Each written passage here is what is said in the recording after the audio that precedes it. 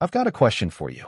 If someone spent nearly $40 million building an empire on your land without ever asking permission, would you stop them on day one, or would you wait until the ribbon-cutting ceremony? The smell of fresh asphalt drifted across the parking lot as bright blue balloons swayed above 15 brand-new commercial buildings sparkling beneath the Texas sun. Camera flashes popped. A local marching band played off-key. Real estate agents in press suits shook hands with investors while food trucks lined the entrance, filling the air with smoked brisket, roasted corn, and fresh coffee. Standing quietly at the edge of the crowd, wearing faded work boots dusted with red clay, I watched the woman responsible for all of it step onto the temporary stage with a smile so confident it looked permanent. Margaret Collins, president of Willow Creek HOA, lifted a pair of oversized ceremonial scissors while reporters gathered closer. "Today," she announced proudly, "we celebrate the future of our community." The applause echoed across buildings that legally belonged to me. I didn't clap. I didn't interrupt. I didn't even clear my throat. Instead, I slipped one hand into the inside pocket of my old canvas jacket and felt the folded piece of paper resting exactly where it had been for years. It wasn't flashy. It wasn't framed. It wasn't even laminated. Just aging paper with county seals that carried more authority than every contract signed for this entire development. Funny how a single document could outweigh millions of dollars in concrete, steel, glass, and ambition.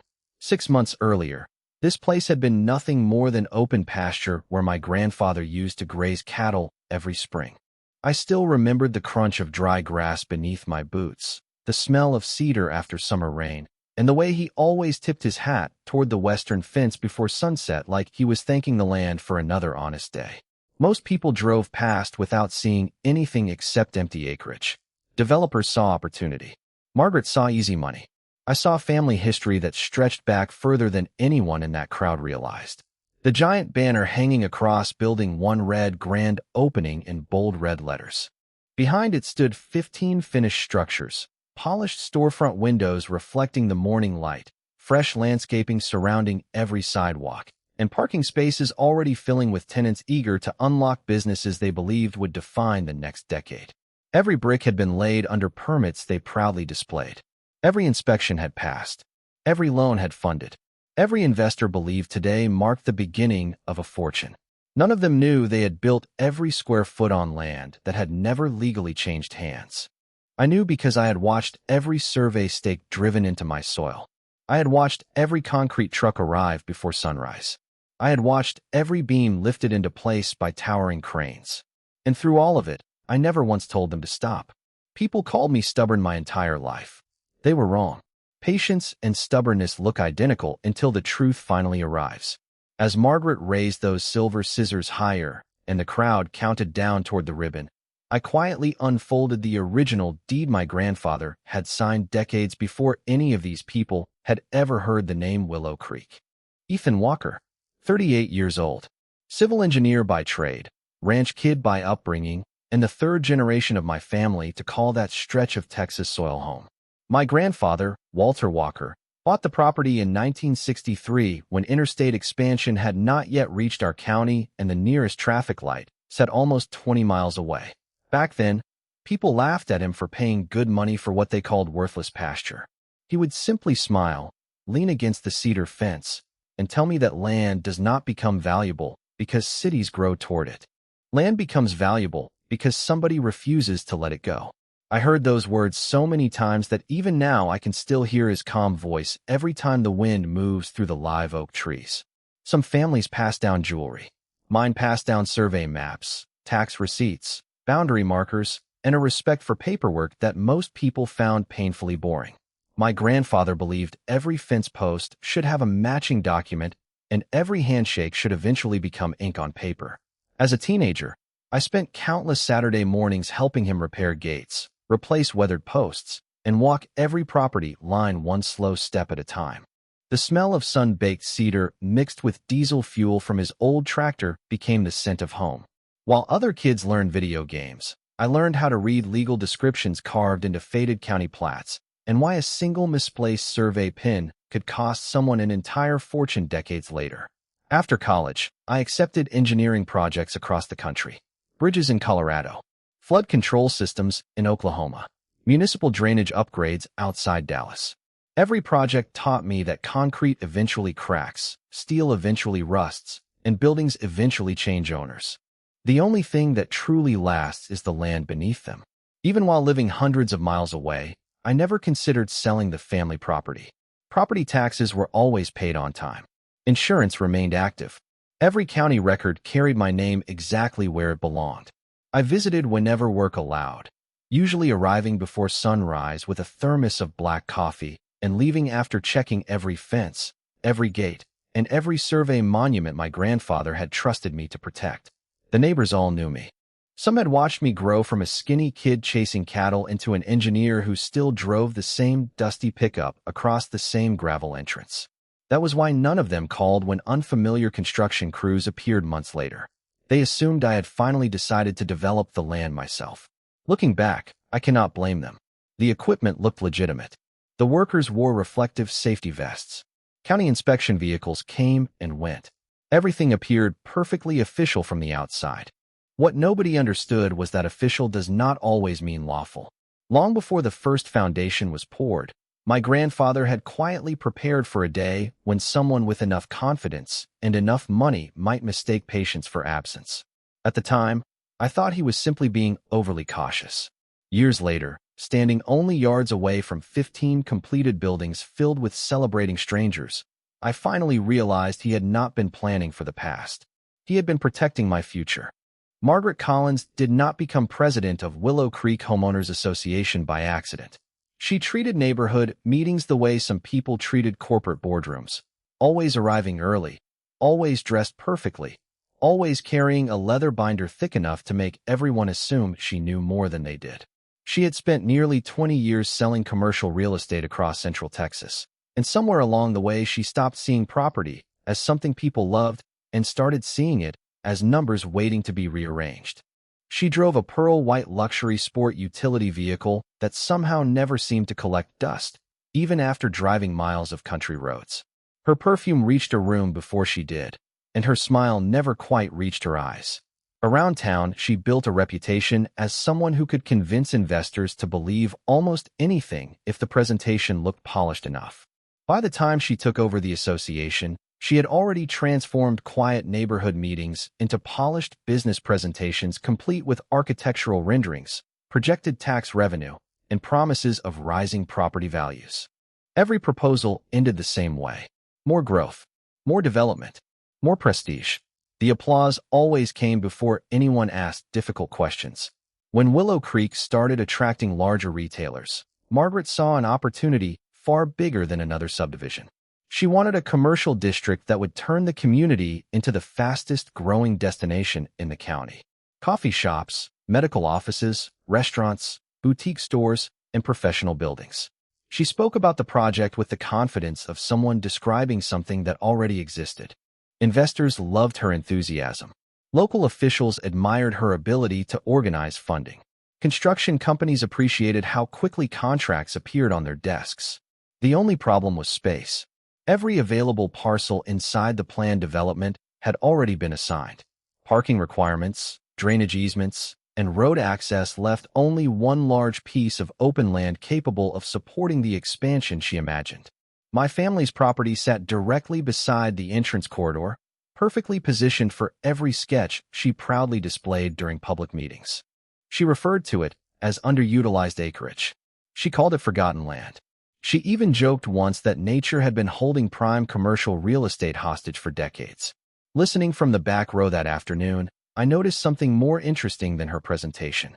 Every map she projected carefully shaded my property in the same color as association-owned land.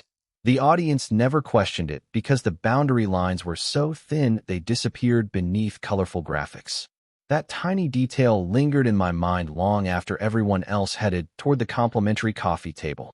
A week later, I drove past the county bulletin board and saw preliminary planning notices posted beside permit applications. My property description was nowhere to be found. Instead, broad phrases like expansion zone and future commercial phase covered the documents. It looked impressive at first glance, but the legal descriptions felt strangely incomplete. The warm breeze carried the smell of freshly cut grass across the courthouse parking lot as I stood there reading every page twice. Most people would have marched straight into the nearest office demanding answers. I quietly folded my notebook shut, climbed back into my pickup, and drove home. The moment I realized Margaret believed confidence could replace ownership was the moment I understood she was already laying the foundation for the biggest mistake of her career. Construction began on a cool Monday morning just after sunrise. I heard the deep rumble of bulldozers before I ever saw them. Diesel engines echoed across the pasture, while orange survey flags fluttered in the breeze exactly where my grandfather and I had once repaired old fence lines together.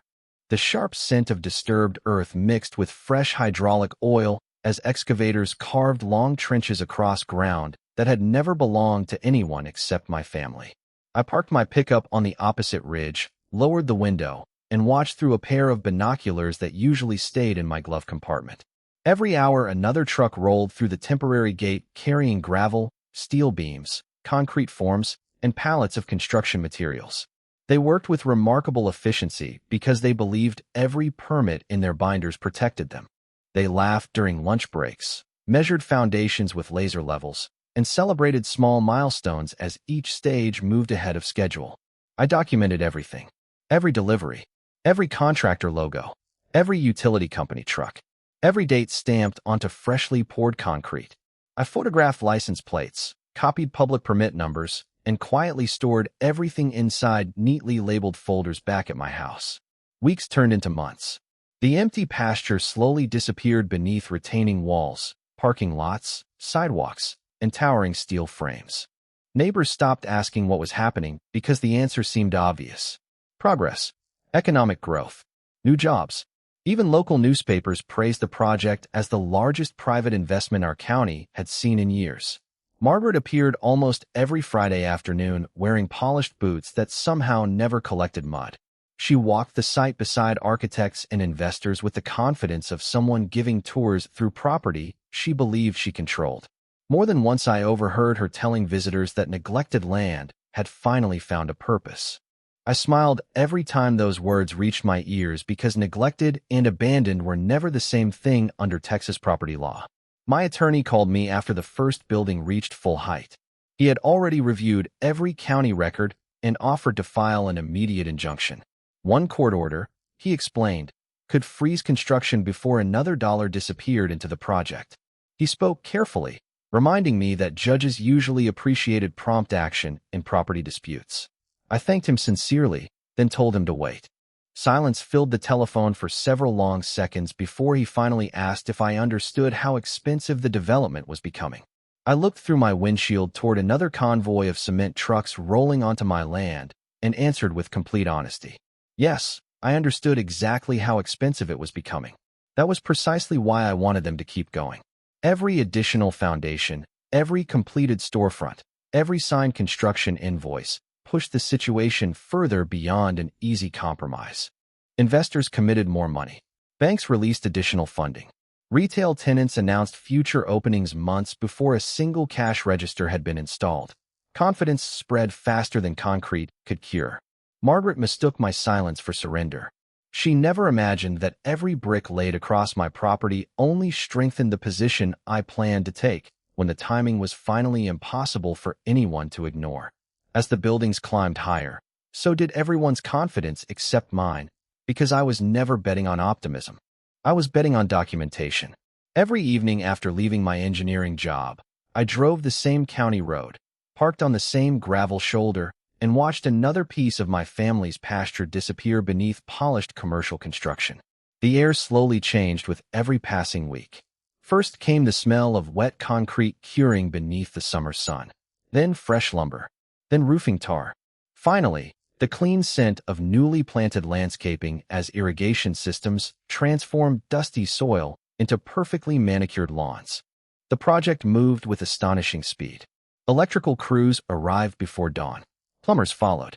Glass installers worked with almost military precision, sealing storefront windows that reflected sunsets my grandfather had once watched from horseback. I never crossed the temporary construction fence. I never confronted a foreman. I never argued with a single worker because they were simply doing the jobs they had been hired to do. My disagreement was never with the people carrying tool belts.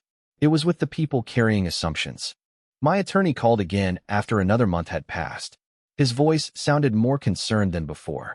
He explained that the financial exposure was growing rapidly and that delaying legal action might confuse the court later. He reminded me that judges often wondered why property owners waited if they truly believed their rights had been violated. I appreciated his honesty because it forced me to examine my own decision one more time. Then I opened the folder sitting on my kitchen table. Inside were dated photographs, public permits, drone images taken from legal airspace, county tax records, and copies of every notice published about the development. I had not been ignoring the situation. I had been building a timeline so complete that anyone could follow it from the first survey stake to the final coat of paint. I told my attorney something that surprised even him. I said I was not waiting because I was uncertain. I was waiting because they were still investing. The silence on the other end of the line lasted several seconds before he quietly replied that he understood exactly what I meant. Soon after that conversation, bank signs appeared near the entrance announcing financing partnerships. Leasing banners covered entire buildings with messages welcoming future businesses. A regional medical clinic signed a long-term agreement. A coffee shop announced its grand opening date. Local television stations praised the project as proof that our county was entering a new era of prosperity. Margaret stood in nearly every interview, smiling beside colorful architectural renderings, thanking investors for believing in her vision. Each interview, each signed lease, each public celebration became another carefully preserved page inside my growing collection of evidence. Confidence kept multiplying because nobody bothered asking the one question that should have come before every blueprint, every loan application, and every groundbreaking ceremony. Who actually owned the land? They verified contractors. They verified financing. They verified construction schedules. Somehow, the simplest question of all disappeared beneath excitement and momentum. By the time the final exterior lights illuminated the finished buildings for the first time, the entire development looked permanent. That illusion was exactly what I had been waiting for, because once everyone believed nothing could possibly change, the truth would become impossible for anyone to dismiss. The document that changed everything had never been hidden because it was valuable. It had been hidden because my grandfather believed important things deserved patience instead of attention. 3 weeks before the grand opening, I unlocked the old cedar cabinet that still stood in the corner of the ranch house exactly where he had left it years before. The familiar scent of aged wood, machine oil, and yellowed paper filled the room as I turned the heavy brass key and opened the lower compartment. Inside sat a weathered steel lockbox with faded scratches across the lid, the same box I remembered carrying during county tax visits when I was a child. I placed it on the kitchen table, brushed away a thin layer of dust, and slowly lifted the lid. Every folder inside had been labeled in my grandfather's neat handwriting. Warranty deed, original survey, property tax receipts, easement agreements, county recording confirmations, boundary adjustments. Nothing had been left to memory because memory fades while records remain. I spread every page across the table beneath the morning sunlight pouring through the window. The original warranty deed carried the official county seal from 1963 along with signatures that had been preserved so carefully they still looked fresh. Attached behind it sat the professionally certified land survey showing every boundary marker, every measurement, and every neighboring parcel exactly as they had existed decades before. My engineering experience made reading legal surveys almost second nature, and there was no ambiguity whatsoever. Every inch beneath those 15 completed commercial buildings fell squarely inside my family's recorded property lines. There was no overlap, no disputed corner, no confusing easement, no forgotten transfer.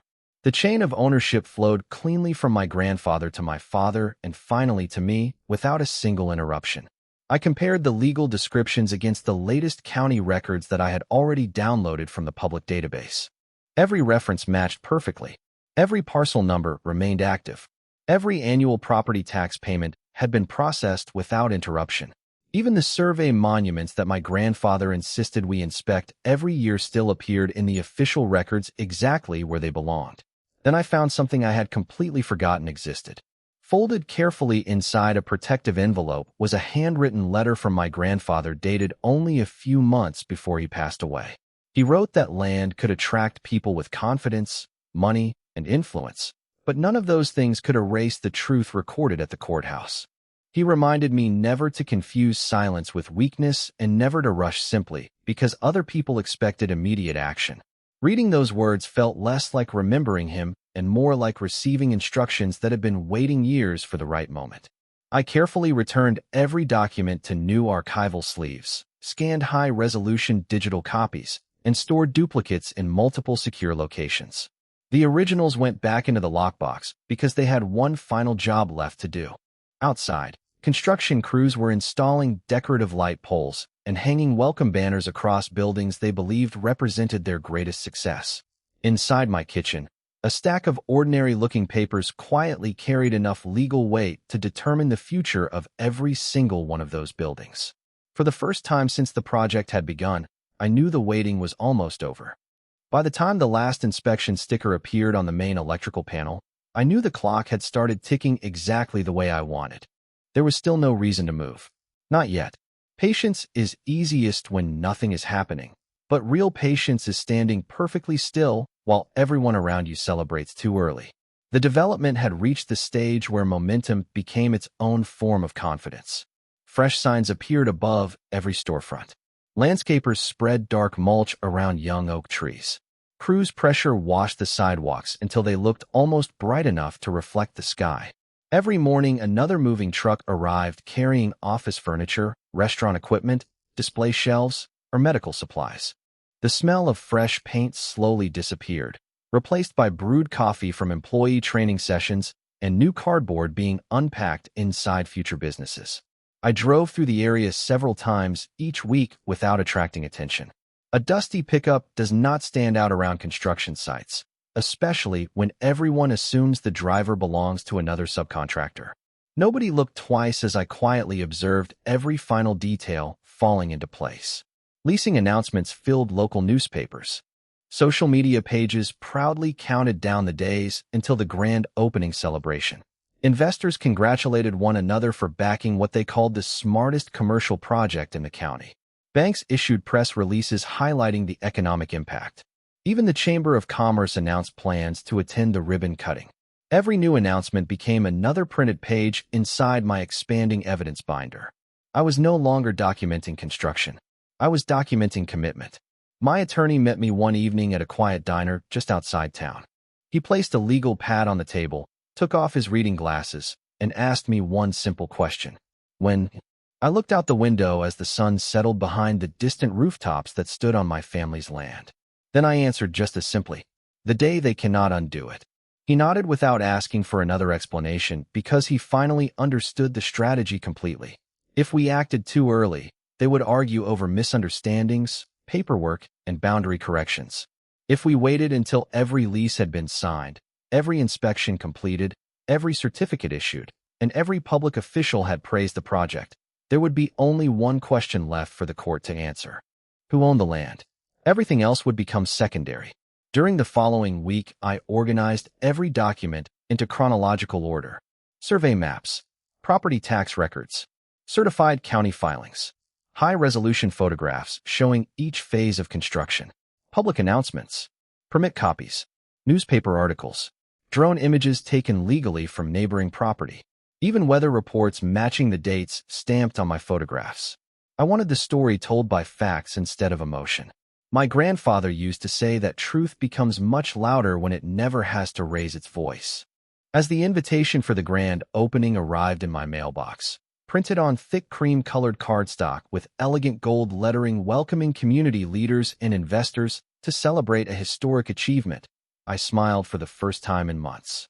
I folded the invitation carefully and placed it beside the original warranty deed inside my leather portfolio. One document invited people to celebrate ownership. The other proved exactly who the owner had always been. All that remained was showing up at the right moment. The applause reached its loudest point just as Margaret lifted the oversized scissors toward the bright blue ribbon stretched across the entrance of the first building. Camera shutters clicked in rapid bursts while local officials smiled for photographs that would appear on front pages the next morning. The warm breeze carried the smell of fresh landscaping and roasted coffee through the crowd as investors congratulated one another on what they proudly called a transformational achievement. I waited until the countdown reached 1 before taking a single step forward. My boots sounded almost silent against the smooth concrete sidewalk, yet several people turned as I walked toward the stage holding nothing more than a worn leather portfolio beneath my arm. Margaret noticed me immediately. She offered the polite smile reserved for strangers who looked as though they might have wandered into the wrong event. Before she could speak, I introduced myself clearly enough for the nearby microphones to capture every word. I said my name was Ethan Walker and that I was the recorded owner of every acre beneath the development. The smiles around the stage faded into puzzled expressions.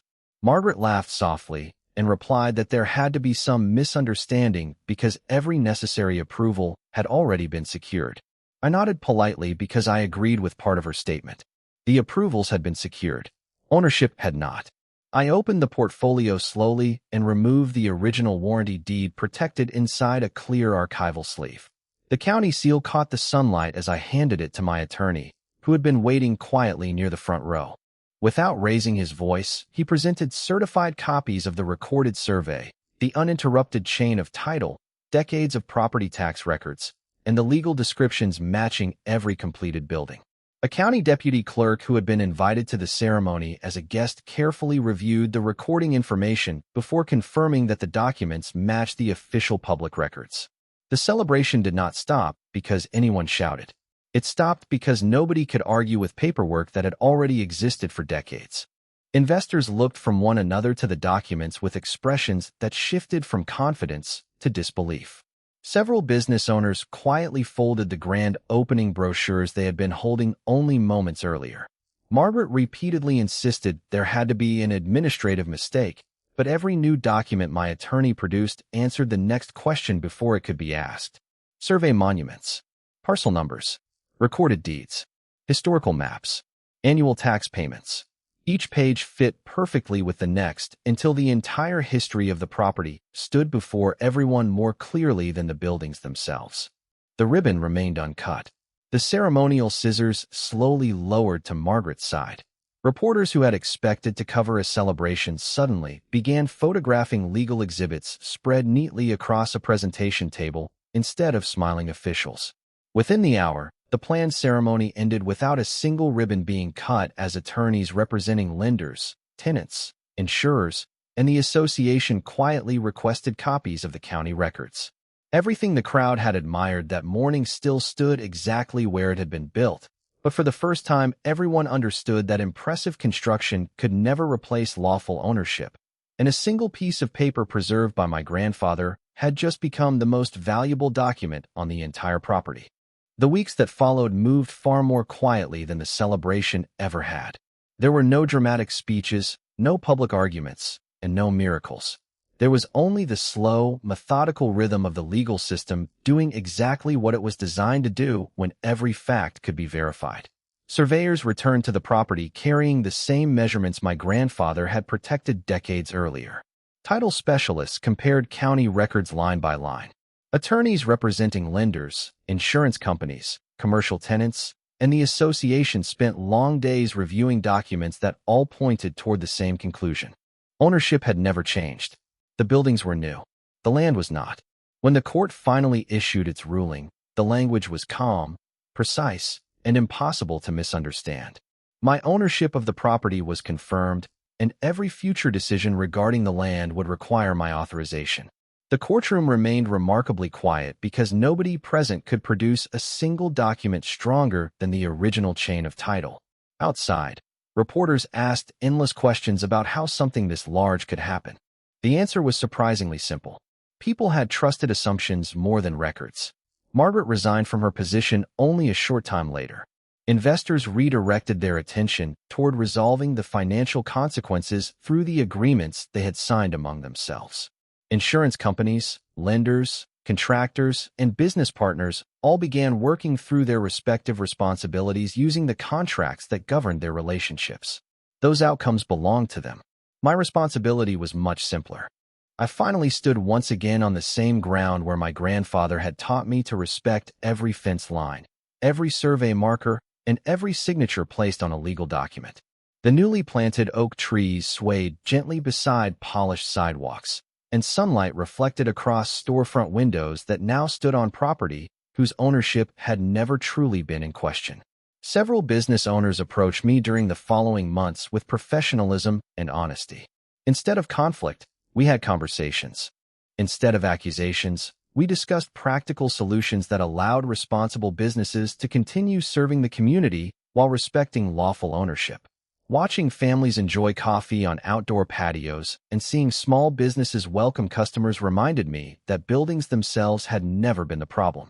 The problem had always been believing that confidence could replace permission. One evening, I unlocked the old cedar cabinet again and returned my grandfather's lockbox to its familiar shelf. The deed rested inside exactly where it belonged, accompanied by the survey maps, tax records, and handwritten letter that had guided every decision I made. Before closing the lid, I read one sentence from his letter one final time. He had written that the strongest foundation any family could leave behind was not concrete or brick, but truth recorded carefully enough that time could never erase it. I smiled, locked the cabinet, and stepped outside as the evening breeze carried the familiar scent of cedar across the pasture. 15 impressive commercial buildings stood in the distance, but the lesson they represented reached much farther than steel or stone. Patience is not the absence of action. It is choosing the exact moment when the truth no longer needs to fight because the evidence speaks for itself.